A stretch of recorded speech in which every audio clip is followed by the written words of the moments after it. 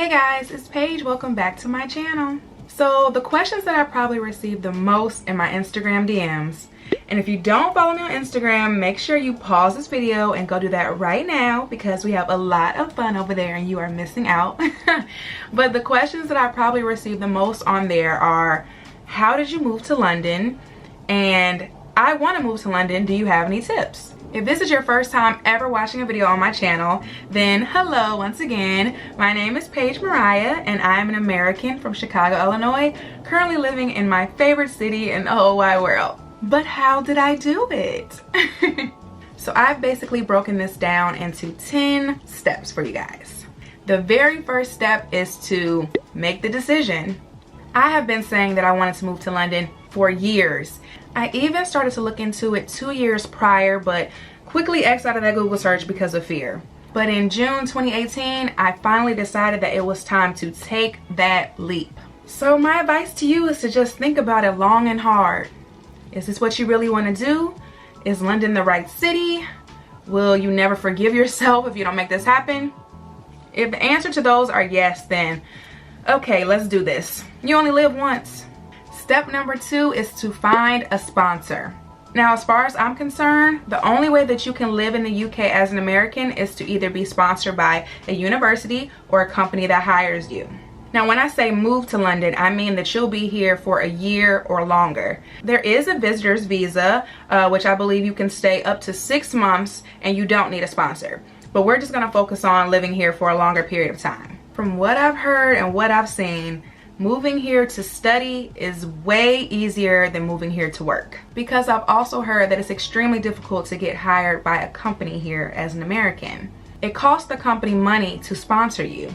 So you pretty much have to prove that you are some exceptional talent that is worth being hired over all of the applicants that are already here in the UK who are citizens and don't need to be sponsored. Not saying that you guys watching are not exceptional, because I know that you are. And I do know people that have been hired here and were sponsored, so it's totally possible.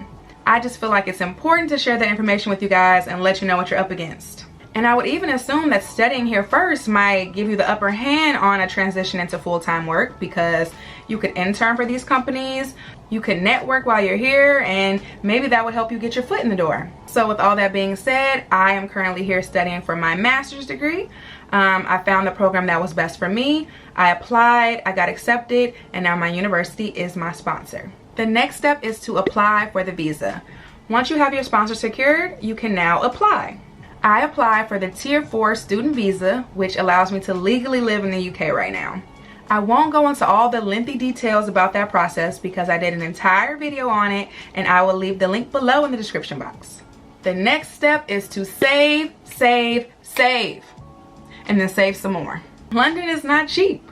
It's a major city and you need money to live here. So once I decided that I was going to do this, I went into super save mode. I was already pretty good at saving before all of this came about, but I also set a number goal of how much money I wanted to have before I left, and I stuck to that and I made sure I reached my goal. I even backed out on the annual girls trip with my friends because I really wanted to be serious about saving my money. And they were very understanding, thankfully, and they actually all came and visited me in Chicago before I left. The next step is to find somewhere to live. When I first started my search of somewhere to live in London, I was looking for a regular flat. Apartment for my Americans. But then I quickly realized that I did not feel comfortable choosing a flat and paying a deposit without being able to view it first in person. So I decided to go with the postgraduate residence hall on campus at my university. It just felt like the safest decision at the time, and I do not regret it. So I lived there for about 6 or 7 months before I started my search for a real London flat. And if you are a regular watcher of my vlogs, then you know that journey was a very interesting one, and I ended up viewing 14 flats before I found the perfect one. But it was so worth it, and once again it was a great reminder that I made the right decision by not just picking a flat online and actually viewing them in person, because I find that to be extremely important from experience. The next step is to quit your job. Now on to the fun part. I knew that I was quitting my job like 5 months before I was actually able to do it, because of course I still needed to work until the end so that I could save my money.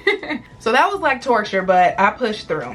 I was at my job for over 4 years and I was feeling extremely unfulfilled for a long time. But I was still so happy to have that job and for all of the amazing people that I got to work with. So I definitely did not want to leave them in a bad position. So of course I was only obligated to give them 2 weeks notice that I was leaving, but I gave 3. And I'm sure my boss appreciated that because it gave him more time to sort things out. You never know who you're going to have to cross paths with again. So you definitely don't want to burn any bridges when moving on from a job. Next, get out of any contractual obligations. So I was thankfully still living at home with my parents before I moved over to London. So I did not have to like break any leases or anything like that. But that may be the case for you. You might have to wait until your lease is up or pay to break it. All of those things. But for me, what I did have was a car note. So I had just traded my previous car into CarMax for a new car, meaning that I had started over with a whole new car note. And I went back and forth for a while trying to decide if I was going to keep the car or try to get rid of it. And I ultimately chose to let it go because to me, it didn't make any sense to be paying a car note every month for a car that I would not be driving. I can only imagine how upset I would be if I was still paying that car note. So I ended up taking the car back to CarMax in hopes of selling it to them and getting rid of it completely. And of course, I vlogged that entire experience, so check the links in the description box to see how that turned out. Next is to get your plane ticket. Now, some of you may have already handled this before you even quit your job. But definitely keep an eye out for flight deals and try to buy your ticket as much in advance as possible so that you can get the best price. I was kind of playing it scared and I was waiting to get my visa approved before I bought the plane ticket because I just didn't want to take any chances. But looking back on it, I probably would have just been confident in the fact that I was going and that it was going to happen and bought it ahead of time because I ended up spending a lot more on a plane ticket than I would have if I booked earlier. Next is try to make connections before you get here. Now this one's not a must, but it definitely does not hurt.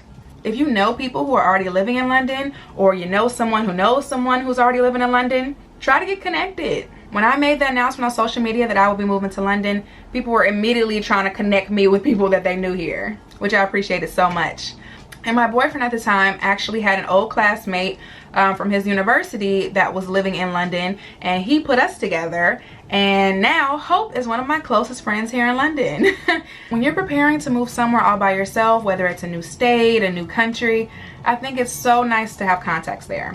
Hope was so helpful to me in the months prior to me moving here. If I had any questions, she was there to answer them for me. So it was just nice to have her. So if you do have that option, definitely take advantage. And the last step is to figure out how you're going to get all your stuff here.